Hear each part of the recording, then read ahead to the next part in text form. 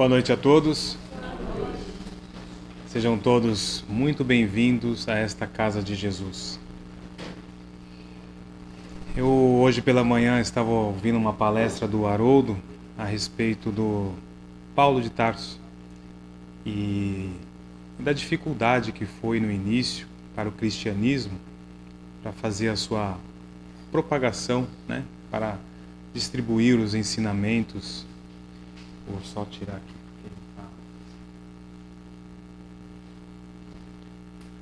A dificuldade que foi, porque não havia um local para que se pudesse fazer. Não havia uma igreja onde você iria lá ao púlpito falar e as pessoas estariam lá para ouvir. Era necessário que as pessoas se reunissem numa única casa. E às vezes a gente no começo escutava algumas pessoas, alguns espíritas dizendo da dificuldade, que não se tinha uma casa, que não se tinha um local para que se pudesse ali ensinar, passar a doutrina como havia sido ensinado. Então que a gente tem esse pensamento, Hoje nós temos esta casa. E essa casa ela não é minha, não é dos diretores, esta é uma casa de Jesus. É uma casa que, como nos ensina a própria doutrina, antes dela existir no plano material, ela existiu ou começou a existir no plano espiritual. Foi com a permissão do Mestre Jesus, com a inspiração da espiritualidade, aos primeiros fundadores, que então essa casa passou a existir. E ela não pertence a uma única pessoa. É uma casa de Jesus e Ele acolhe a cada um de nós nesta casa que é nossa.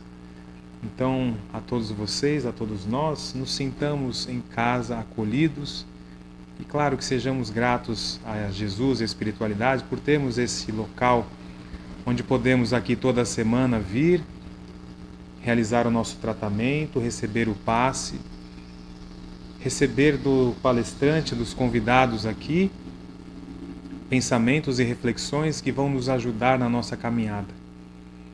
É uma doutrina abençoada, porque ela nos ensina a lidar com todos os momentos da nossa jornada, do início, meio e o fim, que a gente sabe que não existe, é só mais uma etapa. Eu rapidamente quero agradecer a todos por todas as doações e as contribuições que a gente recebe sempre, com todos os trabalhos da casa, e relembrar ainda que a casa disponibiliza estudos sistemáticos da doutrina, naquilo que se refere à base da doutrina. Então nós temos um curso de iniciação ao Espiritismo, às terças-feiras. Nós temos o curso do Evangelho segundo o Espiritismo, presencial e também à distância. Nós estamos realizando também o estudo do Livro dos Médiuns, temos o estudo do Livro dos Espíritos e do Evangelho segundo o Espiritismo, intensivo, a gente estuda os dois livros, intercalando um capítulo de cada livro, e é feito à distância. Então tem essa facilidade de ser feita em casa, ser feito em casa, e depois pode ser também acompanhado através das gravações. Então, que a gente possa, se ainda não nos dedicarmos ao estudo em grupo, mas que a gente faça em casa. É muito importante para nós espíritas, principalmente, que conhecemos a doutrina, que abraçamos e fomos acolhidos pela doutrina, que a gente demonstre o mesmo carinho e respeito estudando e conhecendo a obra. Tanto o Livro dos Espíritos, o Evangelho segundo o Espiritismo, o livro O Céu e o Inferno, a Gênese, as revistas espíritas que deram origem também aos outros livros da base. Então, que a gente possa ler e estudar. A gente aqui no estudo do Livro dos Médiuns, muitas vezes ali no livro é relacionado partes e casos que estão nas revistas espíritas, e a gente faz questão de aqui ler. E é muito interessante a gente poder pensar assim naquele momento, que lá em 1858, 1860, havia aquele tipo de comunicação, aqueles relatos. Hoje, inclusive, se vocês quiserem, no YouTube tem agora um novo canal, é um filme que chama Conversas de Além Túmulo. É interessantíssimo, porque através da inteligência artificial criaram-se ali, ou recriaram-se os personagens daquela época, e colocando a comunicação que foi dada pelo Espírito naquele momento.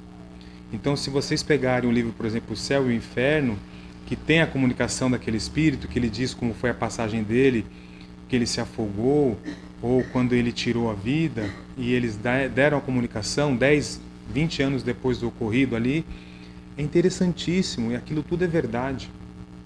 Então, isso traz assim para a gente uma questão mais sólida sobre o Espiritismo, para que a gente passe a viver realmente como espíritas e espíritos que somos.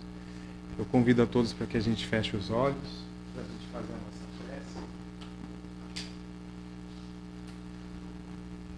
prece.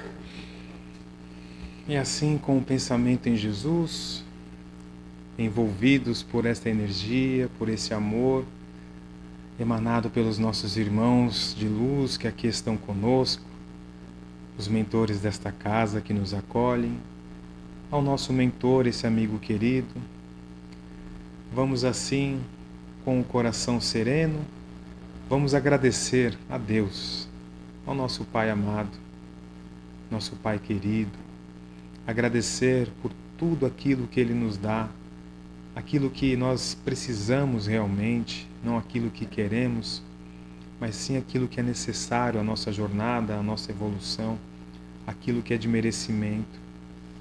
Agradecer pelos nossos familiares, esses irmãos que são colocados na nossa jornada, para nos auxiliar e também para que possamos auxiliá-los, para que juntos sigamos no caminho do progresso. Agradecer ao nosso irmão Jesus, mestre, modelo e guia, pelos seus ensinamentos, por tudo aquilo que ele deixou para nós, esses ensinamentos e exemplos que nos ajudam na nossa viagem aqui neste planeta, para que possamos entender o que estamos aqui fazendo e como chegar no ponto certo. Agradecer aos irmãozinhos queridos que são aqui trazidos pela espiritualidade, para que juntos possamos aqui compartilhar essas reflexões, esses ensinamentos que serão aqui proferidos nessa palestra. E vamos ainda agradecendo também ao nosso mentor, esse amigo tão querido que está sempre ao nosso lado, esse amigo que nos faz com que nós nos lembremos dos compromissos assumidos na erraticidade, que nos conduz pelo caminho do bem através das suas inspirações, das suas orações. E vamos ainda pedindo à espiritualidade que envolva o palestrante desta noite, nosso irmão Paulo, para que ele consiga aqui de forma tranquila e serena passar para nós tudo aquilo que, com certeza, com muito carinho, se preparou para passar. E assim, com o pensamento em Jesus, coração sereno, unidos pelo coração, irmãos que somos, vamos iniciar fazendo a prece que Jesus nos ensinou. Pai nosso que estais nos céus, santificado seja o vosso nome. Venha a nós o vosso reino, seja feita a vossa vontade, assim na terra como nos céus. O pão nosso de cada dia nos dai hoje, perdoai as nossas dívidas, assim como nós perdoamos aos nossos devedores. E não nos deixeis cair em tentação, mas livrai-nos de todo mal. Assim seja, graças a Deus. Boa palestra a todos nós.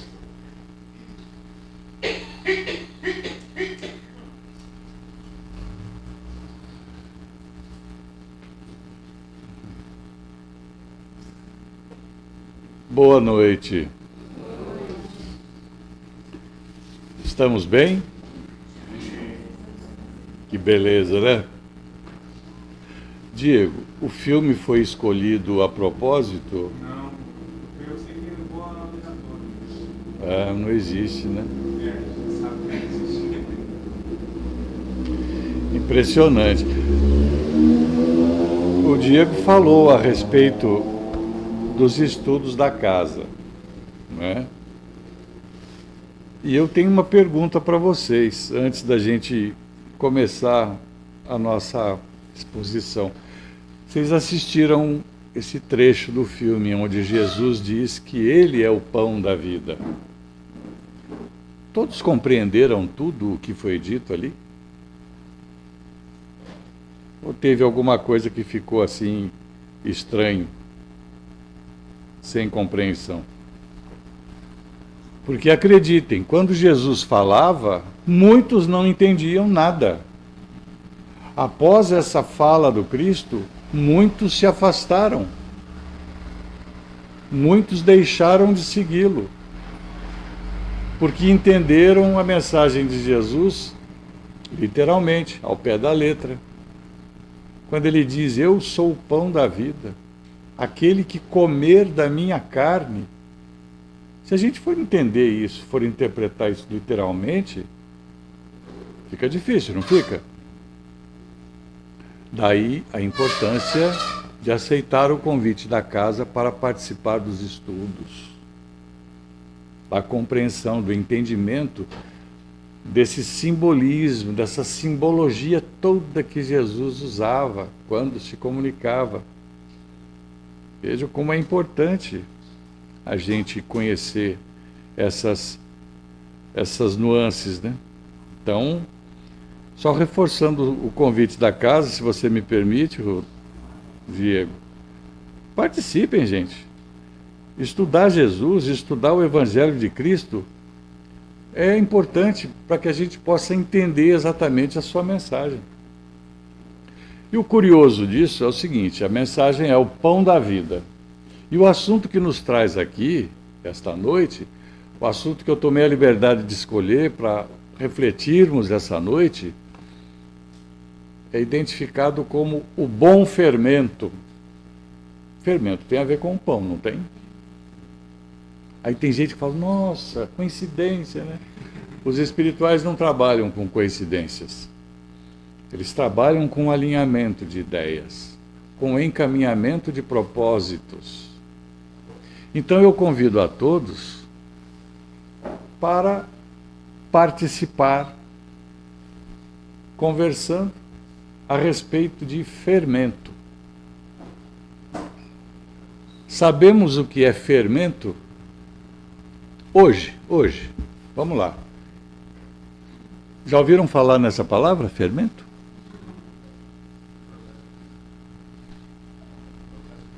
Processo químico, ok?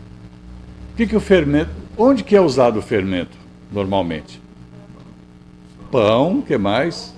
Bolo, que mais? Pizza.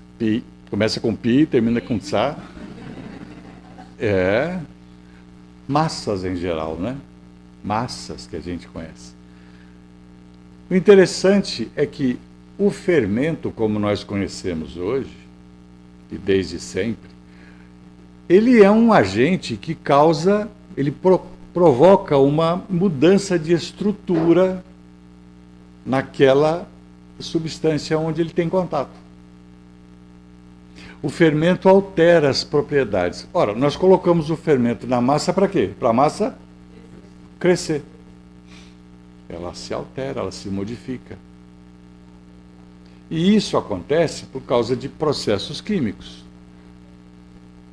É a levedura.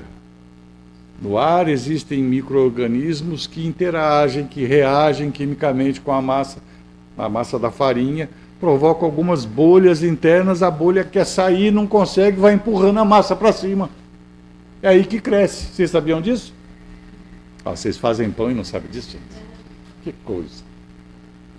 Enfim, esse símbolo do fermento, Jesus utiliza. Os discípulos entenderam que Jesus falava do fermento do pão. Mas depois eles compreenderam que não era do pão que Jesus estava falando. Mas fiquem com essa ideia inicial. O fermento, hoje a gente conhece fermento químico, fermento biológico, né? Fermento de todo tipo. Mas naquela época, a massa fermentava e depois recolhia um pedaço daquela massa fermentada, se misturava com uma massa nova, não é assim? E também fermentava aquela. Muito bem. Por que a gente diz isso? Um dos ensinamentos de Jesus, e isso nós encontramos no Evangelho de Lucas e Mateus, Jesus diz o seguinte, advertindo aos seus discípulos, ele diz: acautelai-vos do fermento dos fariseus e dos saduceus. Fariseus e saduceus pertenciam à classe religiosa da época, eram seitas judaicas. Vocês sabem que a religião é que detinha o poder, o mando. Então era a classe mais importante da sociedade.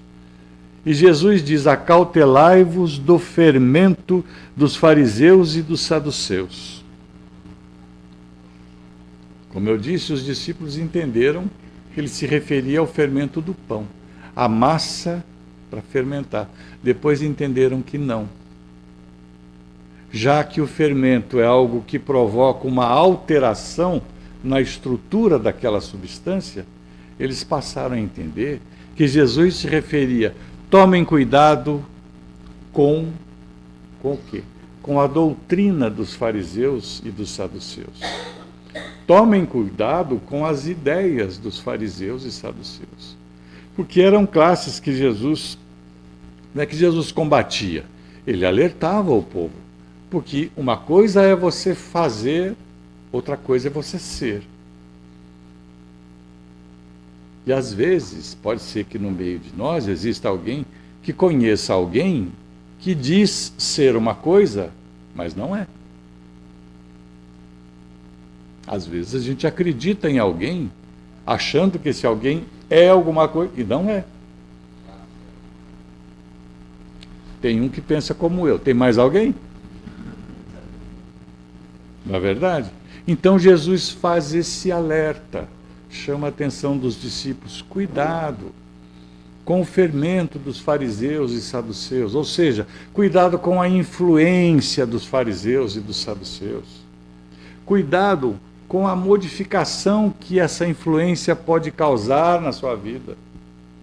Cuidado com aquilo que vocês estão consumindo. Isso serve para nós nos dias de hoje, viu? Porque muitos acreditam que Jesus falava para o povo judeu da época. Jesus fala até hoje para toda a humanidade. O recado é para nós, para todo sempre, para o nosso dia a dia, para o agora. Cuidado. O que nós estamos usando de fermento hoje na nossa vida, que causa modificações, que influencia nosso modo de agir e de pensar? Percebam até onde isso pode ir? Seguindo, Paulo de Tarso, outra coincidência mencionada pelo Diego, Paulo de Tarso, o convertido de Damasco, no exercício da propagação, da divulgação das ideias do Cristo, ou do cristianismo primitivo, ele, por onde passava nas suas viagens, ele fundava igrejas, formava igrejas, mas não eram templos, não eram prédios, eram grupos de pessoas que professavam o mesmo entendimento, que aceitavam a doutrina de Jesus como sendo a reveladora, a salvadora. Então eram pequenos núcleos, pequenos grupos de pessoas que constituíam a igreja de tal localidade. Agora, onde havia e onde há até hoje seres humanos reunidos, a probabilidade de algumas coisas não funcionarem muito bem é muito grande. Não é assim?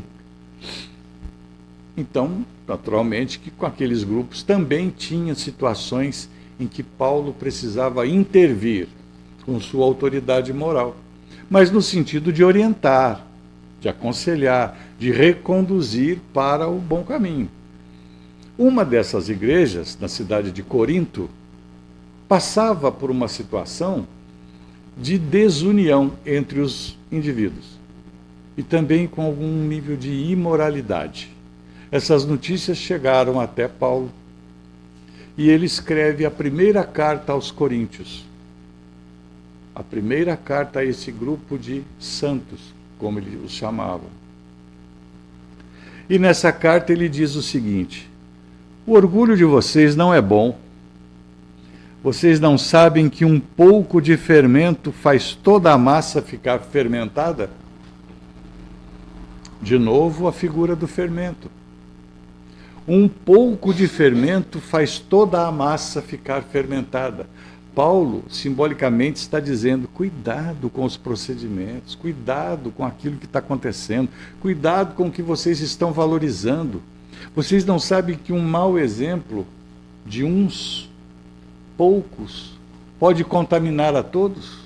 Pode causar prejuízo a todos? Porque o fermento, alterando a estrutura, a gente não pode dizer que ele só altera para bem, ele modifica. No caso do pão, sim, deixa o pão maior, mais aromado, mais aromatizado, uma textura melhor, com sabor melhor. Mas no caso da influência, isso pode ser tanto positiva quanto negativa. E é para isso que Paulo chama a atenção dos iniciantes, dos cristãos daquela época. E Paulo vai mais além, ele diz: livrem-se do fermento velho, para que sejam massa nova.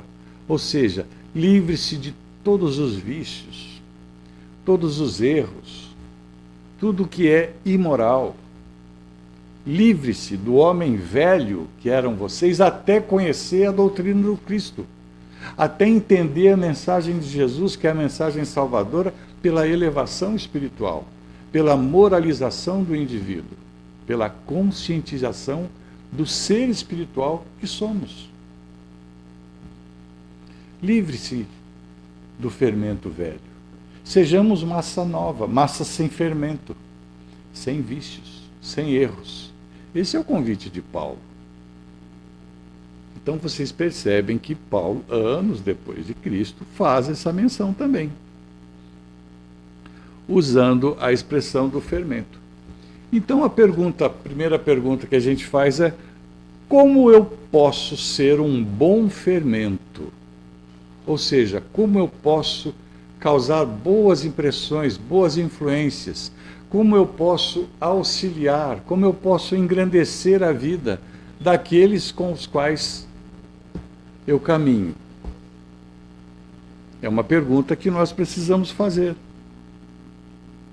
Emmanuel, no livro Ceifa de Luz, ele nos diz: quanto mais nos conhecemos, maior a nossa obrigação de compreender e desculpar o outro, na sustentação do equilíbrio. Quanto mais nos conhecemos. Então veja aí um outro ponto importantíssimo. Nós precisamos nos conhecer. Nós precisamos saber quem somos na nossa intimidade, na nossa essência. Quem somos de verdade, não aquilo que achamos que somos ou que representamos ser. Precisamos conhecer as nossas tendências, as nossas potencialidades, as nossas fraquezas, as nossas deficiências. Por que precisamos conhecê-las? Para saber quais pontos nós temos de mudar, quais situações precisamos consertar na nossa vida, para que sejamos bons exemplos. Então, que atitudes estamos tendo na nossa jornada diária, com aqueles que estão ao nosso lado?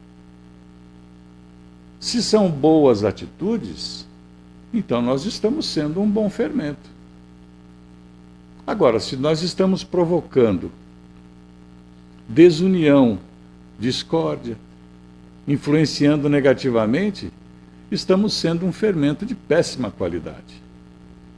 Uma coisa é o fermento que somos, mas existe o fermento que nós consumimos. A que nos dedicamos? Como passamos o nosso dia? Como preenchemos as nossas horas, chamadas vagas, ou mesmo não vagas? Que tipo de comportamento nós temos nas nossas horas que não são vagas? No trabalho, por exemplo, na convivência familiar? Se nós estamos gastando o nosso tempo, ou melhor, desperdiçando o nosso tempo, com futilidades, com banalidades, se nós estamos nutrindo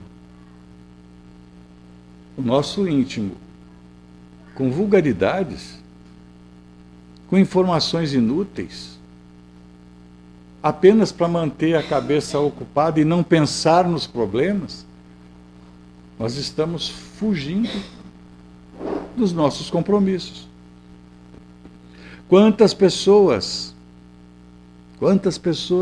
dedicam-se a cuidar da vida alheia para não ter que cuidar da sua própria?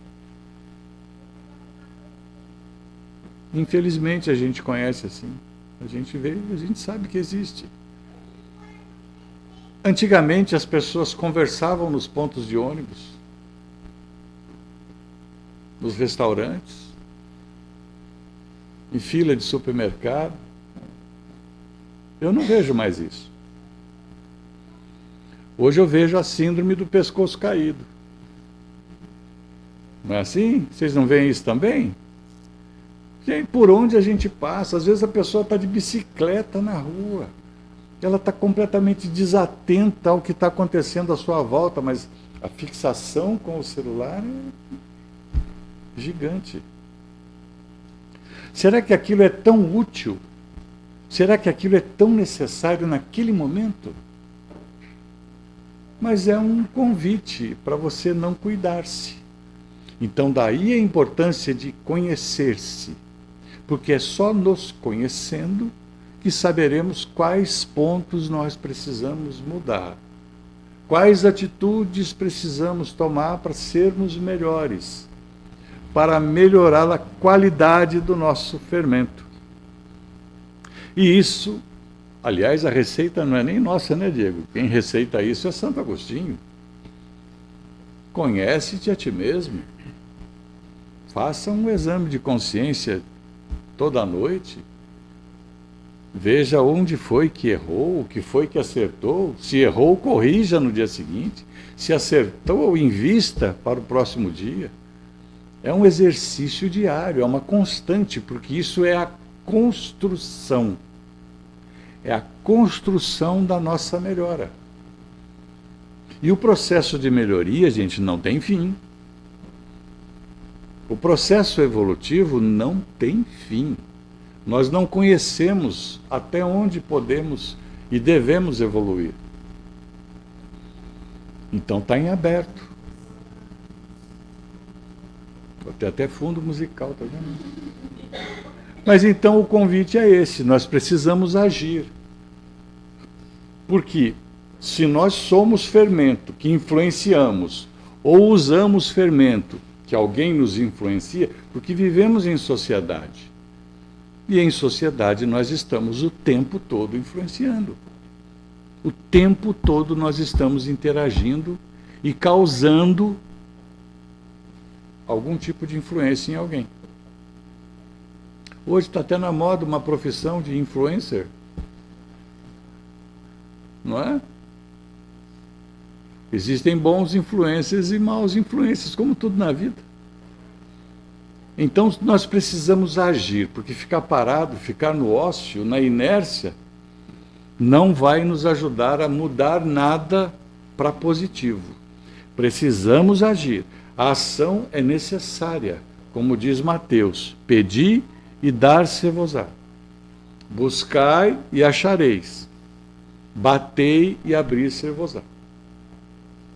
Tudo exige uma ação. Pedir, você tem que pedir. Bater, você tem que ir lá bater. Você tem que sair do seu ponto, do seu lugar comum, da sua comodidade e fazer alguma coisa para mudar-se, para promover uma mudança. Esses conceitos que Mateus nos apresenta, essas máximas, elas são semelhantes àquela ajuda-te e o céu te ajudará. Ou seja, precisamos fazer sempre a nossa parte.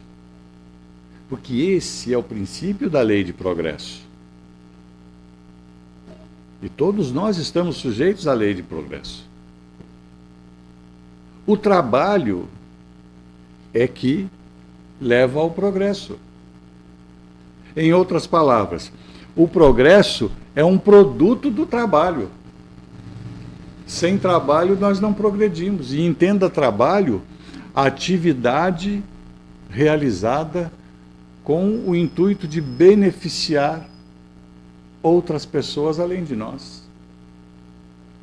Que é o que nós entendemos como o bem comum, é o bem de todos. Toda atividade que tem por objetivo proporcionar um bem coletivo é considerado trabalho. Toda atividade útil. E é assim que nós progredimos, porque é o trabalho que põe as forças da inteligência em ação. É através do trabalho que nós nos promovemos, nós nos manifestamos, nós realizamos. É sempre através disso. Só que para a gente entende o trabalho como um castigo, a busca da sobrevivência, do ganho financeiro, e não é esse trabalho que estamos nos referindo. Nós estamos nos referindo ao trabalho no bem comum. E exige ação, exige iniciativa. Kardec pergunta para os espíritos, na pergunta 642, bastará não fazer o mal para ser agradável a Deus e assegurar a nossa posição futura, de bem-estar futuramente? Os espíritos respondem não, de forma alguma. É preciso fazer o bem no limite de suas forças, porque cada um responderá por todo mal que resulte do bem que não haja feito. Em outras palavras, temos que fazer o bem, não basta ficar inativo. Precisamos fazer alguma coisa em prol daqueles que necessitam, sejam de que grau de necessidade for. É uma palavra, é um conselho, uma atenção, é um carinho, um abraço, um ouvido, um auxílio financeiro, um agasalho, não importa. É auxiliar. Não basta ficar quietinho e não prejudicar ninguém. Precisamos auxiliar. Porque seremos responsáveis por todo o mal que decorra daquele bem que nós não fizemos, daquela ação. Isso está em O Livro dos Espíritos. Então, a ação é uma condição obrigatória do progresso individual. O ser evolui, o ser progride, o ser que digo somos nós, os seres espirituais. Progredimos através da ação. É mandatório, é obrigatório, não tem como. Mas aí nessas horas, muitos de nós perguntam assim, mas o que eu posso fazer? Eu sou tão pequenininho diante de todo esse mundão, essa coisa, eu sou tão imperfeito. Espírita tem muito disso. Espírita tem muito disso. Ah, mas a gente é espírito tão imperfeito ainda, né? Nós não estamos em condições de ajudar, de auxiliar. Isso é desculpa. Que somos espíritos imperfeitos é evidente, senão não estaríamos num planeta de provas e de expiações como a Terra. Isso é evidente, porque aqui, pelo que eu estou vendo, a nossa reencarnação aqui não é missionária. Tá certo? Reencarnação missionária são outro nível, outro patamar. Né? Pouquíssimos que a gente conheceu e pode dizer que sim. A nossa reencarnação ela é probatória, é expiatória. Nós estamos no momento de expurgar e provar, para crescer. Não recebemos ainda missões elevadas para executar junto à humanidade terrestre. Mas precisamos fazer alguma coisa, mesmo nos nossos níveis de imperfeição. Então, será que o que eu vou fazer vai dar certo? Será que o que eu posso fazer vai ajudar? Será que vai ser positivo? Será que vai ter algum benefício? Será que alguém vai se sentir auxiliado? Interessante que a gente encontra em Mahatma Gandhi uma frase que diz assim: você nunca sabe que resultados virão da sua ação. Mas se você não fizer nada, não existirão resultados. É simples, gente. Nós não sabemos que resultados podem advir da nossa iniciativa. Mas se a gente não fizer nada, não vai ter resultado nenhum. Nós, por outro lado, não sabemos do alcance da nossa influência. Nós não dimensionamos o quanto nós influenciamos positivamente ou negativamente as pessoas. A gente tem o hábito de se dirigir aos filhos para dar conselho, querendo que eles sigam nossa maneira de pensar para serem felizes no futuro. Para não entrarem em confusão, para não se meterem em encrencas. Mas não é só com os filhos que a gente causa essa influência. É no nosso ambiente de convívio, seja ele de que natureza for. Uma coisa que a gente fala, uma coisa que a gente faz, um comportamento que a gente tem, uma atitude que a gente possa ter no momento positivo ou negativo, isso marca nas pessoas. E é tão ruim quando alguém marca negativamente, vai dizer, nossa, vocês viram o Paulo? Nossa, vive viajando para baixo para cima, fazendo palestra, tudo, mas nossa, você viu o piti que ele deu lá na loja? Só porque o rapaz errou o troco na hora de... O que vocês acham que vai ficar marcado na ideia dessa pessoa? O esforço? Ou a atitude negativa? Nós temos a tendência a valorizar o que dá errado. O dia tem 24 horas. A gente encontra a pessoa e fala, e aí, como é que você está? Está bem? Fala, estou muito bom, não, meu. Ontem aconteceu uma coisa assim. Uma. E o resto de coisas positivas que aconteceram? Mas a gente tem a tendência a fixar no negativo. Então, muito cuidado com o fermento. O fermento que nós estamos sendo quando agimos, quando pensamos, quando sentimos, porque os encarnados, eles olham para nós e nos interpretam como estamos nos apresentando. Mas os encarnados têm um alcance maior. Eles conseguem identificar o que estamos sentindo e pensando. E com isso nós construímos o nosso círculo de amizades, ou de afinidades, melhor dizendo. Essa coisa de que os opostos se atraem é só na questão da física ali. Porque na vida prática são os semelhantes que se atraem. É quem pensa igual, quem age igual, quem faz igual, quem gosta das mesmas coisas. Não é assim? A vida prática nos mostra isso. Então a gente precisa ser muito cauteloso, muito cuidadoso com essas situações. Madre Teresa de Calcutá nos diz o seguinte: as mãos que ajudam são mais sagradas que os lábios que rezam. A oração é importante. Através da oração a gente ajuda, claro. Mas a ação é mais importante, gente. A ação é fundamental. É o auxílio prático. O Chico dizia que tem alguns ateus fazendo mais caridade do que muitos religiosos que passam o dia rezando. Então, vocês percebem que o comportamento, a atitude positiva, independe da religião que o indivíduo possa professar? Isso é intrínseco ao indivíduo. Nós precisamos ser bons exemplos, bons fermentos.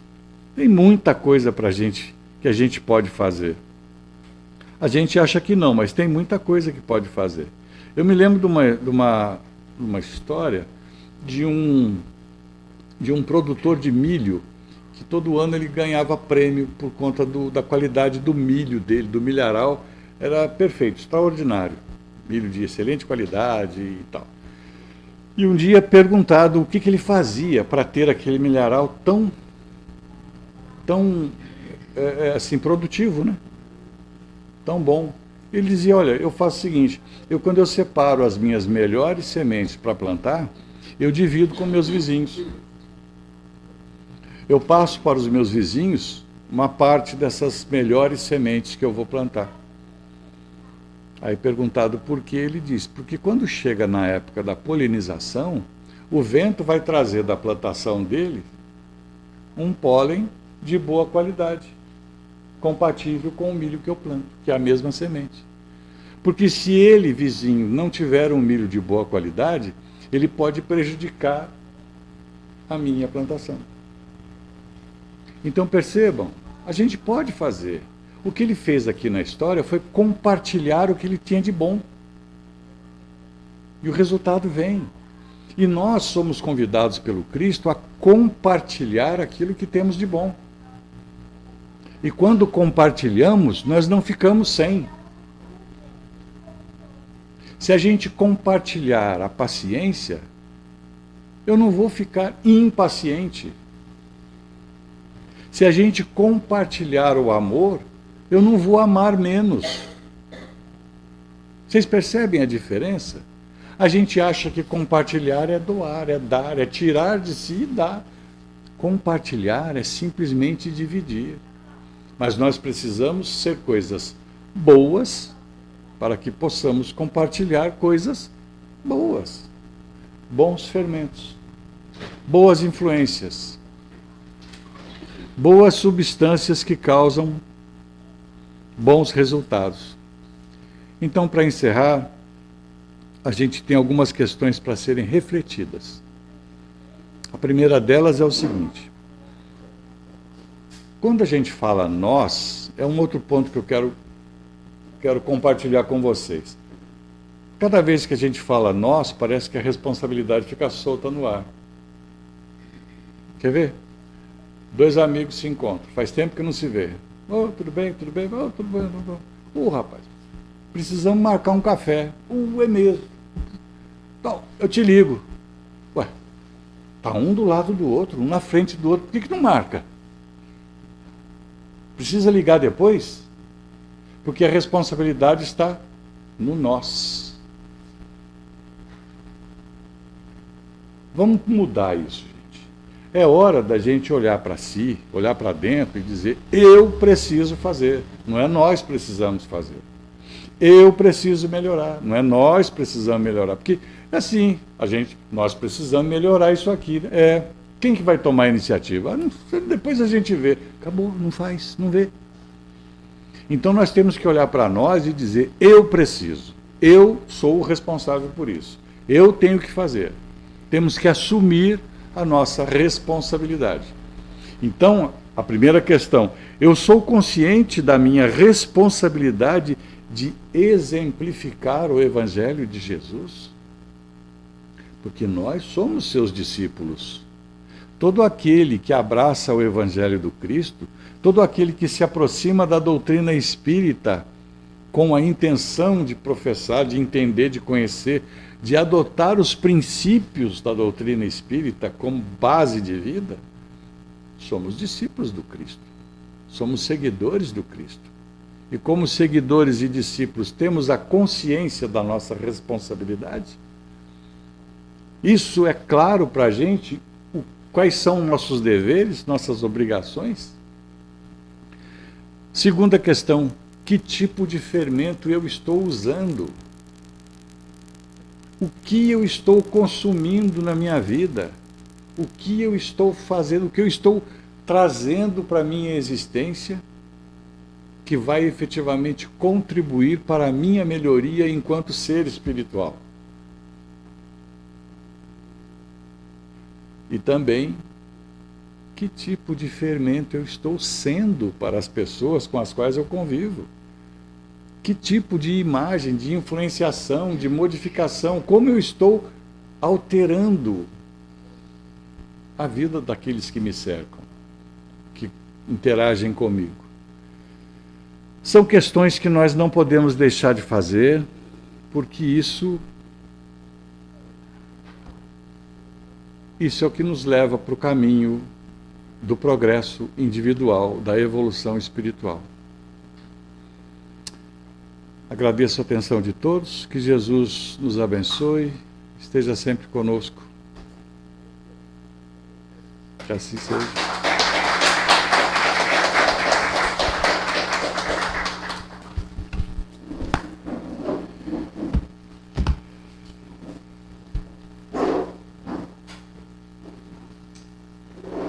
Boa noite a todos, meus queridos irmãos. Antes de eu começar a fazer o nosso encerramento, eu quero falar para vocês que aqui em cima da mesa sempre fica disponível alguns livros e que quem quiser pode estar pegando e levando para casa.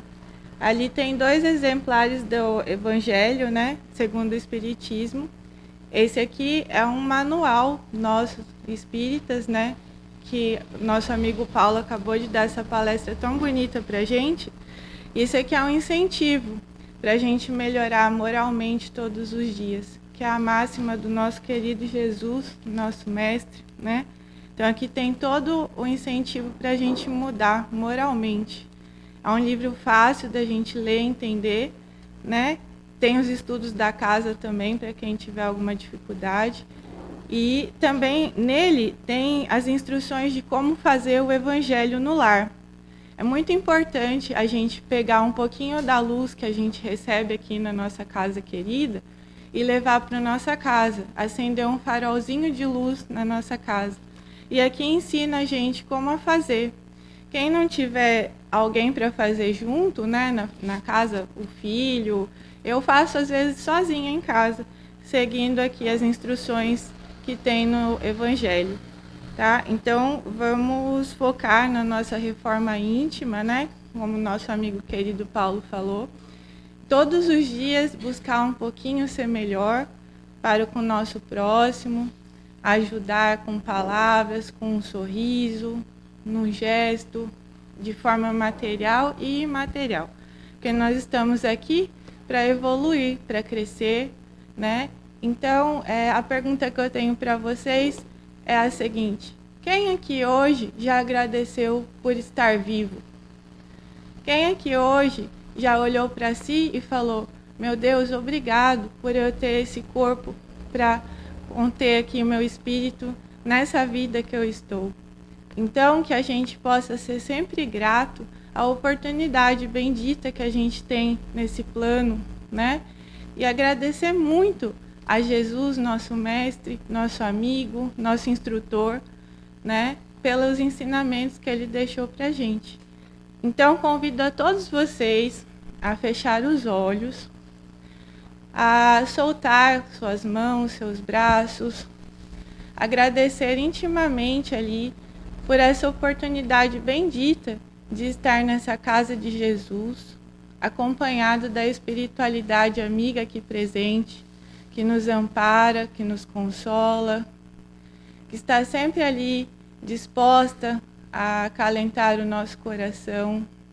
Agradecer pela oportunidade dessa existência. Tantos espíritos queriam estar aqui encarnados também, para modificar o que foi feito e estar ali evoluindo. E nós estamos aqui, nessa evolução, aprendendo, ensinando, todos unidos, né? E agradecer sempre pela casa que nós temos, pela família que nós viemos, pelo parente difícil que Deus colocou ali com a gente, porque ele é um instrumento também para a nossa melhoria. Agradecer sempre a Jesus, a espiritualidade, agradecer pelo ar que nós respiramos, pela natureza, pelos detalhes, pelas pequeninas coisas que fazem a vida valer a pena.